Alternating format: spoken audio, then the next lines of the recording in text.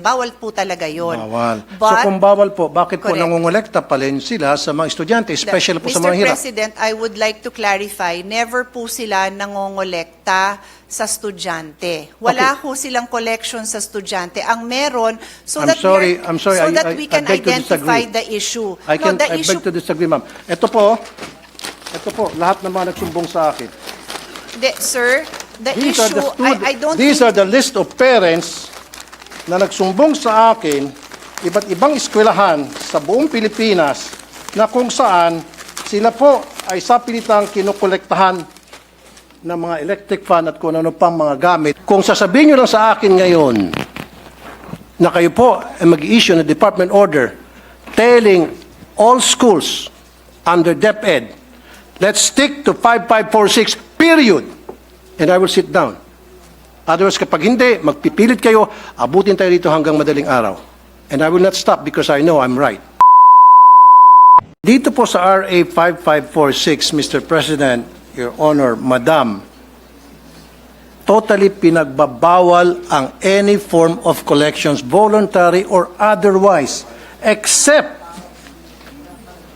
Red Cross, Girl Scout, Boy Scout, and then donors for the support of Barrio High School. And I have a definition of Barrio High School with me. Never did this RA mention about PTA. yes, Your Honor, we noted that the mention of PTA is now in that department order. Upon further review and discussion with the DepEd, we are now looking at the entirety of RA 5546, wherein it states, I will ask DepEd if there are any don't other. ask DepEd. Ako I na pong don't bahala. need to know. Okay. Ako nang bahala. Yes, Mr. President. PD 603, December 10, 1974, dinefine ang meaning ng PTA. At nowhere here na nagsasabi ang PTA pwedeng mangolekta. Ang sinasabi rito, ang PTA ay isang programa, samahan, na para tulungan ng mga estudyante sa kanilang academic performance. Kung ano mga problema ng estudyante, anong problema ng mga magulang at teachers tungkol sa estudyante to enhance their participation sa eskwelahan, yun po yung purpose. Look at PD 603, ma'am. I'll give you a minute. PD 603, December 10, 1974. It is a forum being provided by the law para yung mga magulang at ng mga estudyante at guro ay magkaroon ng pagkakataon mapag-usapan yung welfare ng mga estudyante. Yung pong pinakabuod. Never doon sa PD na yan did mention na pwedeng mangolekta ang PTA ng contribution o collection para sa mga proyekto ng anumang mga proyekto sa isang eskwelahan. Mr. President, Your Honor, I want a clear definition in our law that states that the PTA is allowed to collect contributions, voluntary or otherwise. Saan po sa ating konstitusyon, saan po sa ating batas. Yun po gusto ko para maging malinaw po sa atin lahat. Yes, Dapat po understood. nandito, meron po ba? In fact, ang nakita ko lamang pong definition ng PTA, which is, sabi mo, very vague, general, is PD 603, pinakamalapit. However, dito sa PD 603, hindi po sinasabi na ang PTA ay binuo para mangolekta sa mga estudyante ang mga eskwelahan. Mr. President, Your Honor, Madam. Mr. President, I just needed to confer with DepEd if tama po ang intindi ko. So in Article 77 of PD 603, which I had just read into the record, as I said, it states there that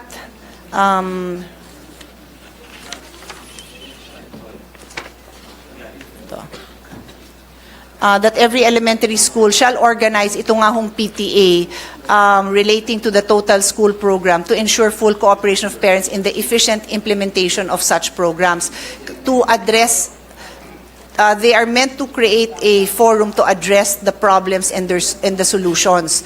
So the practice of DepEd has been to to allow the PTA to follow the mandate of Article 77, and if they need to raise funds to be able to address these problems and solutions, including the implementation of the programs, then they are governed by their own guidelines in implementing those I'm programs, sorry, Mr. including at tapusin ko lang po, Sige po. including yung fundraising. Yan po ang naging practice ng DepEd since 1969 po. Practice is different from what the law says. You can practice anything you want. Pwede mag-practice ang DepEd. Lahat ng klaseng practice na gusto nila. Pero dapat nandoon sa batas. Pero kung wala sa batas yan, then yung practice na yun ay labag sa batas. There is actually, Mr. President, no sandali po. prohibition. Sinabi mo kasi, Madam, fundraising. So pwede mag-fundraising ang DepEd. It's been a practice through the DepEd, magkakaroon silang fundraising under PD 603. Pero, Mr. President, Your Honor, sa PD 603, wala talaga ako makita rito, kahit na letter by letter, tinitingnan ko, wala talaga nagsabi rito na pwede mag-fundraising, na pwedeng humingi ng contribution, humingi ng tinatawag na voluntary contribution. Wala talaga. So it seems to me na yung DepEd ay gumagawa-gawa ng sarili nila ng guidelines sa isang batas. Gumagawa sila ng sarili nilang IRR. Mr. President, I'll go back to what the Republic Act states. It prohibits collection and contribution from students. And so the policy of DepEd has been to allow the PTAs to follow their own guidelines wherein contributions among the parents are allowed. So Okay. to be clear, just to be clear, Mr. President, importante po na maliwanag yung pagsagot ko sa napakamahalagang tanong ng ating kasamahan. Bawal talaga ang pagkolekta sa estudyante, and that is being honored by DepEd. In other words, hindi pwedeng maglabas ang DepEd, ang principal, ang teacher ng request or request for contribution na ibinibigay sa estudyante. Bawal po talaga yon. Bawal. But, so kung bawal po, bakit po Correct. nangungulekta pa rin sila sa mga estudyante, especially po sa Mr. mga hirap? President, I would like to clarify, never po sila nangongolekta sa estudyante. Wala Okay. po silang collection sa estudyante. Ang meron, I'm sorry, we can I beg to identify disagree. the issue. I issue beg to disagree, ma'am. Ito po, lahat ng mga nagsumbong sa akin. Sir, the These are issue, I don't These think, are the list of parents na nagsumbong sa akin, iba't ibang eskwelahan sa buong Pilipinas, na kung saan sila po ay sa pilitang kinukolektahan ng mga electric fan at kung ano pang mga gamit sa eskwelahan, na meron man pong budget sa MOE ang DepEd for those things. yes. Mr. President, first of all, may I request that that list is Yes, submitted I'll be so more that than happy to we give it to can you. give it to DepEd, kasi I believe they have committed in the hearing pa lang na any violation po, iimbestigahan naman po nila. They made that commitment po. The only item left for the discussion on the floor right now is yung authority mismo ng PTA. So any direct contribution o collection sa estudyante, talaga hong iimbestigahan nila. So tama, ang pagkaintindi ko, Mr. President, sa issue is, so si PTA ba pwedeng mangolekta? And ang sinasabi po sa atin ng DepEd, the policy since 1969 has been to recognize the PTA's authority to decide among themselves. They have their own rules, they have their own guidelines to do their fundraising, that is a generic term that I'm using, among the parents. Hindi to sa bata, hindi apektado yung pagpasok ng bata, hindi apektado ang grade ng bata. Bakit ginagawa ng parents yun? Kasi kulang ang pondo. Yung sinabi ng ating kasamahan na nasa MOOE yan, meron yan pambili ng electric fan, idagdag ko na rin doon, ano yung mga kakulangan, di ba? Yung pagpaganda ng garden, driveway, entrance, kung ano pa man. Lahat naman po yan nilalagyan ng MOOE. Pero if I may call the attention of our chairman, talaga naman wala na ho tayo, nagbibigay ho tayo ng maraming pondo, but hindi ho talaga nakokompleto, no? In fact, ako na magsasabi, because baka may magtanong, yung mga repairs, no? Pagpalagay mo ng may electric fan dun sa loob ng classroom, o di kaya yung picture na pinakita ni Senator Bongo, medyo bumagsak yung kisame. Lahat po yun falls under repairs of basic facilities. Pero natanggalan po yan ng pondo, nailipat po sa ibang pondo yan, hindi ho ng Senado. So may mga issue pong ganyan. I think I want to assure our colleague that hanggat makakaya, sinusuportahan ng ating chairman yung ating recommendation to increase the MOOE. So that basic principle, I think everyone in the Senate supports His Honor, na mapondohan sana ng lahat na yan.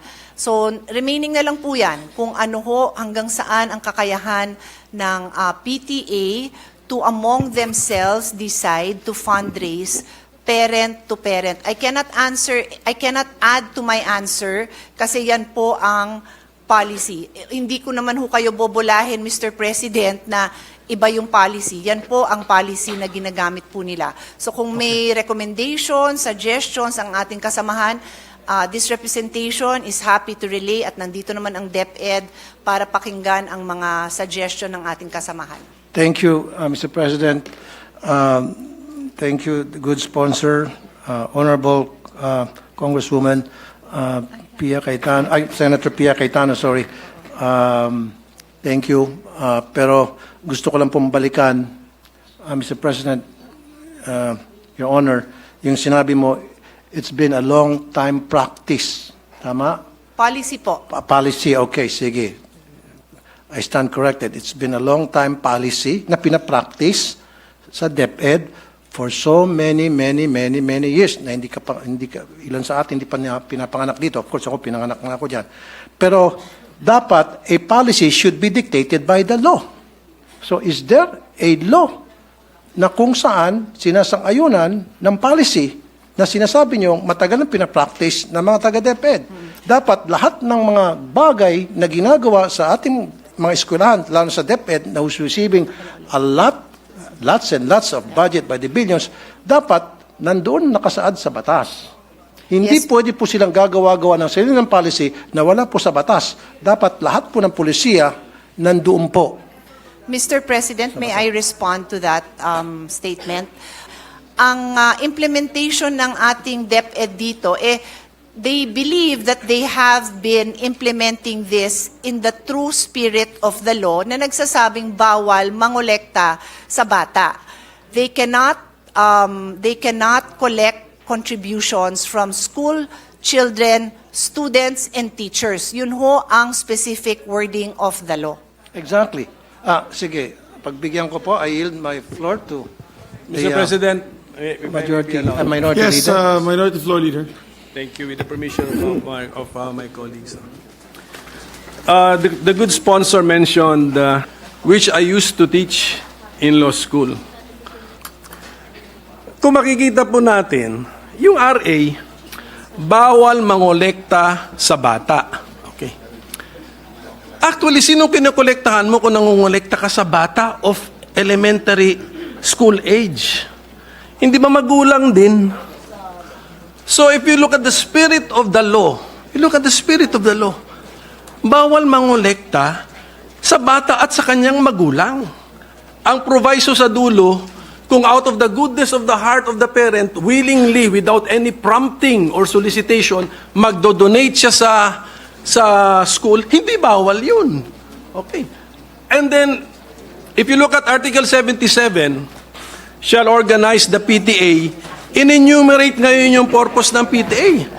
Wala po dun because it should solicit funds to financially help the school. Wala rin po doon sa Article 77 yun.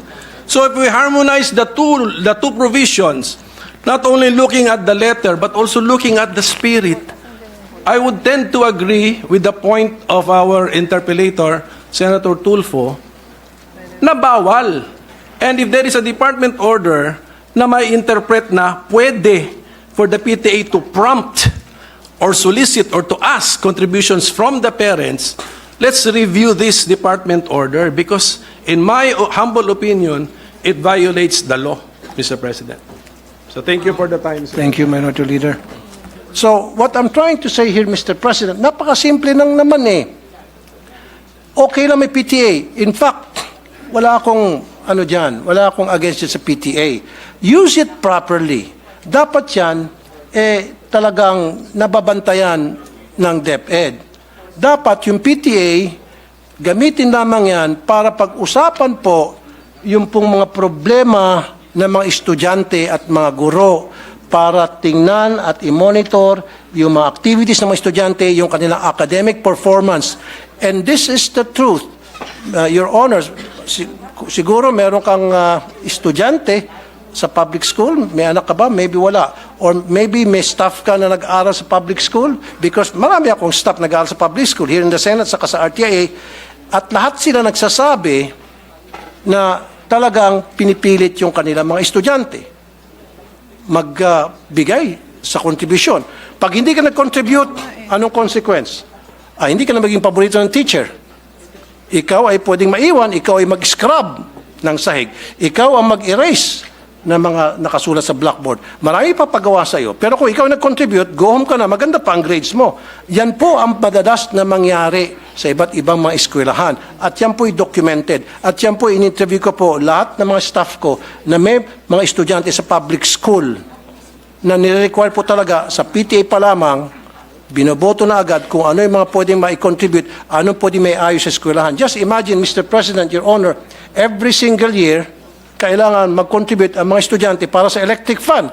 Kung ipon-ipunin natin yung contribution sa electric fund every year, siguro baka marami ng warehouse ng electric fund dyan sa DepEd kung saan dinadala yung electric fund. My question also, Mr. President, Your Honor, di ba meron pong MOOE para dyan sa electric fund na yan? Ba't kinakailangan pa pagbayarin yung mga estudyante sa electric fund, sa jobos, sa pintura, sa bond paper, maging sa, ito pa po, sweldo sa security guard, sweldo sa janitor, pati ba naman sa kuryente. And I understand, Mr. President, Your Honor, Madam, meron po tinatawag na Special Educational Fund, ang LGU. In fact, ang LGU nagbibigay din ng pera sa DepEd, Mr. President.